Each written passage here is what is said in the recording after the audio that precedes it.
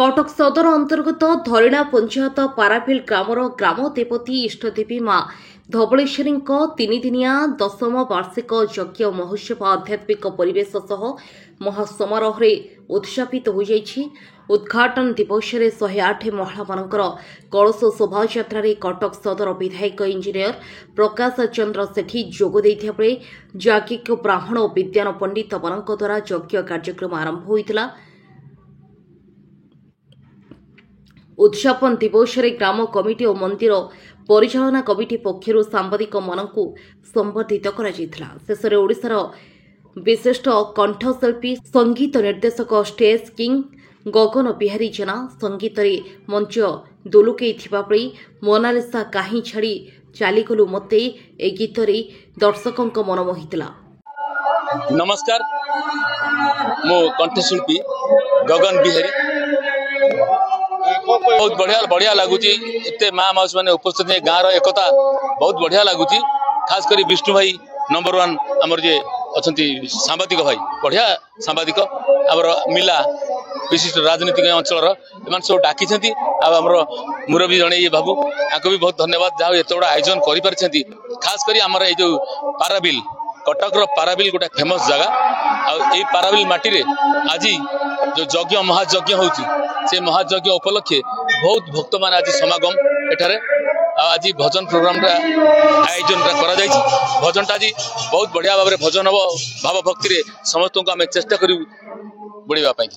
Mona Lisa आमर Monalisa गीत जो फास्ट टाइम मॉडर्न सॉन्ग छाड़ली मार्केट को प्रथम गीत मोर थिला से मोर गीतकार थे पंचानन नायक भल राइटर जड़े से टी सीरीज रे चलती फास्ट मुझे छाड़ी से गीतटा मोर जाइला तिरुमाला प्रोडक्शन रे बहुत बंपर हिट से गीत एत हिट होगा टी सीरीज वाला नहीं गला से गीत खास कर से गीत मत गोटे परिचय सृष्टि करेला मोर एबे मुझे छाड़ी मोनालिसा गला प्रेम बगीचार निया लगिला सी भी बहुत बढ़िया बर्तमान भाइराल मार्केट रे अच्छी मोर जो भाई माने विष्णु भाई आमर मुरबी माने सब एमानकर आशीर्वाद मु आज ओडिशा मार्केट रे जाइकी बुलिकी मु प्रोग्राम करूची आ म्यूजिक करे मोर भारत वर्षर प्राय बड़ बड़ कलाकार धर कुमार शान अभिजीत भट्टाचार्य मो गुरु अच्छे सुरेश वाडकर उदित नारायण मोहम्मद अजीज बाबुल सुप्रिय एमती अनेक गुड़े गीत गाई मोर सब बहुत गीत गाई मोर सुरेश वाडकर गुरु जी से मोर गाई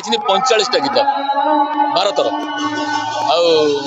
कमला जैन मोर गोटे भौणी हम सी भी गाई 30टा खंड गीत गाई कुमार शान गाई 30टा गीत बहुत गीत सब गाई मोर मो भारी खुशी से भारतर बड़ बड़ कलाकार मैंने मो म्यूजिक रे गाई आपण मान आशीर्वाद मो निजे को भारी धन्य मन कर। पाराबिल विषय पाराबिल आम अंचल कटक ये गोटे फेमस गाँ पाराबिल एटी बहुत ज्ञानी गुणी श्रोता मान अच्छा ज्ञानी गुणी घरे घरे प्राय समस्ते एजुकेटेड खास करी एठी मु आसी किछ दिन तले प्रोग्राम करने को ए जगार मु देखी ना गोटे मद खाईकिना कि हलिबा एते ठाकुर प्रति सेमानकर भल पाइबा अछि ए यज्ञ रे एते भाबरे से माने निजको समर्पण कर दियति सेमानक पाखरे मो मुंडटा ऑटोमेटिक नई जाए। विष्णुचरण बेहरा वरिष्ठ सांबादिक तथा पाराबिल ग्राम कमिटी साधारण संपादक आमर ये हूँ गोटे भाईचारार निदर्शन ग्रामवासी अकुंठ सहयोग ग्राम कमिटी मंदिर परिचालन कमिटीर मिलित परिचालन आज की 10 वर्ष है आमर आध्यात्मिक यज्ञ कार्यक्रम प्रतिदिन सांस्कृतिक कार्यक्रम करा। प्रथम दिन 108 महिला शोभा यात्रा मालिका प्रसिद्ध रत्नजोड़ी के जाई जल धारण कर यज्ञ मंडप को आनी कलश शोभा यात्रा को आमर कटक सदर माननीय विधायक प्रकाश चंद्र सेठी उद्घाटन करथिले।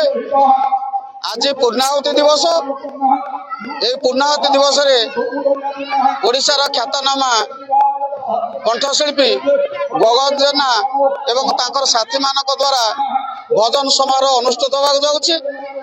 এই অবসরে ମୁଁ ପାରାବେଲର ଗ୍ରାମର ସମସ୍ତ ଅଧିବାସୀମାନଙ୍କୁ ଗ୍ରାମ କମିଟି ତରଫରୁ শুভেচ্ছা ও শুভকামনা জ্ঞাপন করছি। জয় মা ধবଳେଶ୍ୱରୀ। ধবଳେଶ୍ୱରୀ ଗ୍ରାମ କମିଟିର ସଭାପତି ନିରଞ୍ଜନ ରାଉତରା। ହଉଛି ଏ ଯଜ୍ଞ ଆଜିକି ନେଇକି 10 ବର୍ଷ ହେଲା।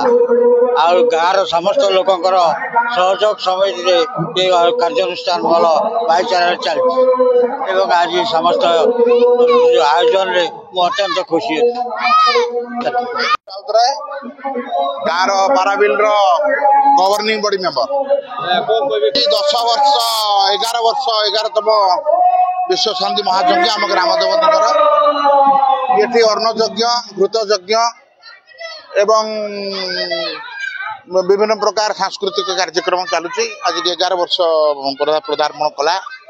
ତେଣୁ ଏଠି ସମସ୍ତେ ଆବାଳ ବୃଦ୍ଧ ବନିତା ସମସ୍ତେ ଏହାକୁ ଉପଭୋଗ କରୁଛନ୍ତି। ଯେହେତୁ ରାସ୍ତା କଡ଼େ କଟକ ପାରାଦୀପ ମୁଖ୍ୟ ରାସ୍ତା କଡ଼ରେ, ତେଣୁ ଜନସାଧାରଣ ପାଇଁ ଅନ୍ନ ଛତ୍ର ଖୋଲିଛି। ଏଠି ଯିଏ ଆସିବ ଖାଇପାରିବ ଏବଂ ମାଙ୍କ ପାଖରୁ ଆଶୀର୍ବାଦ ଭିକ୍ଷା ଲାଭ କରିବ। ମୋ ନାଁ ଜୟରାମ ପରିଡ଼ା, ଗ୍ରାମ କମିଟିର ଉପସଭାପତି। ଏଇ ଗ୍ରାମରେ ଏଇ ଯଜ୍ଞ ଦୀର୍ଘ 10 ବର୍ଷ ଧରି ପାଳନ ହେଇ ଆସୁଅଛି।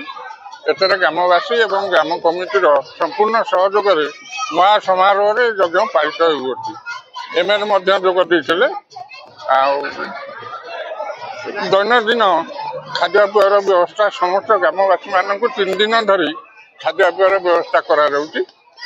ଆଉ ଏଇ ଗୋଟେ ଆଧ୍ୟାତ୍ମିକ ପରିବେଶ ଭିତରେ ଏଇ ଯଜ୍ଞ ଅନୁଷ୍ଠାନଟି ଅନୁଷ୍ଠିତ ହେଉଛି।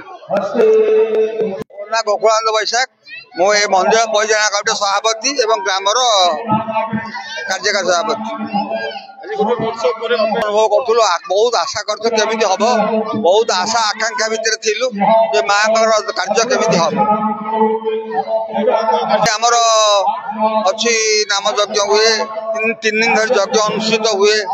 କଳସ ଯାତ୍ରା ମହା ଆଡମ୍ବରରେ ହୁଏ ଏବଂ ରତ୍ନ ଯୋଡ଼ିରୁ ପାଣି ଉଠା ହୁଏ। ସବୁ ଗାଁର ସବୁ ସ୍ତ୍ରୀ ମହିଳାମାନେ ଏଥିରେ ଅଂଶଗ୍ରହଣ କରନ୍ତି।